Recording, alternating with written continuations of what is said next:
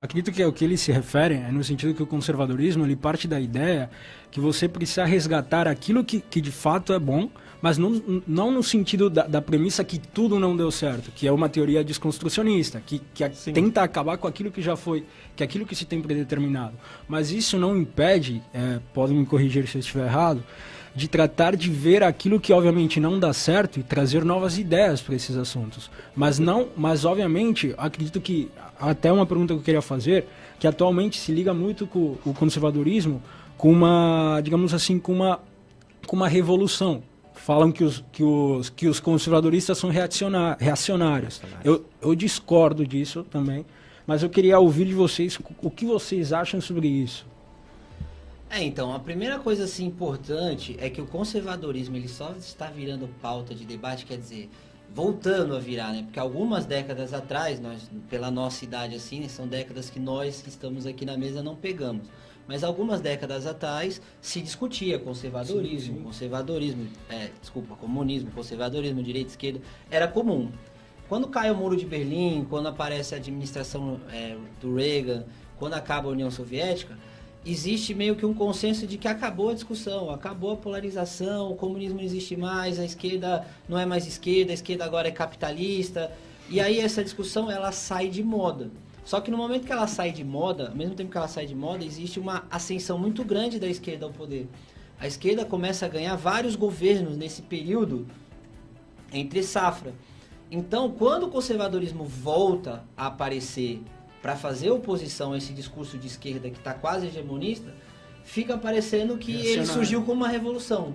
Parece que o conservadorismo apareceu como uma revolução no mundo, mas isso é por causa do efeito da nossa geração, porque a gente teve um hiato na década de 80 e 90 no mundo inteiro, onde essas discussões ficaram em segundo plano. Até a década de 60 elas aconteciam. E o que se discutia? Desculpa. Na época de nessa 70, década do hiato, do gap. Então, o 80 e o 90 é uma década que eu gosto muito de estudar, mas ela é uma década interessante porque a partir do momento que cai o Muro de Berlim, se decreta que a Guerra Fria acabou, vai se discutir muito, vai se dar muito foco às questões econômicas do mundo. Você vai ver na pauta da grande mídia global a preocupação com a fome na África, com a distribuição de renda, com a igualdade de direitos.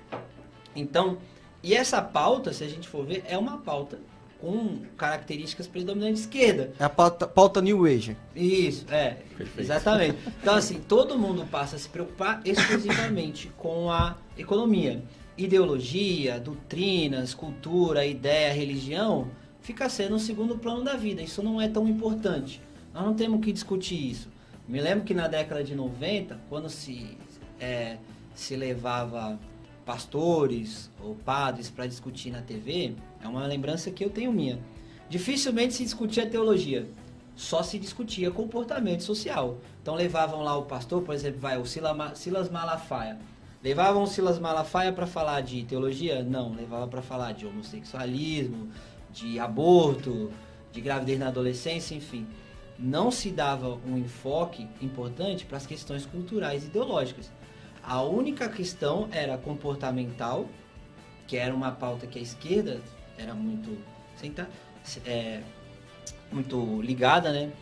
E a questão econômica. E o erro da direita, vamos dizer assim, os conservadores que adormeceram nessa época, adormeceram por acreditar que a partir do momento que a Guerra Fria acabou, a única preocupação que existia no mundo era econômica.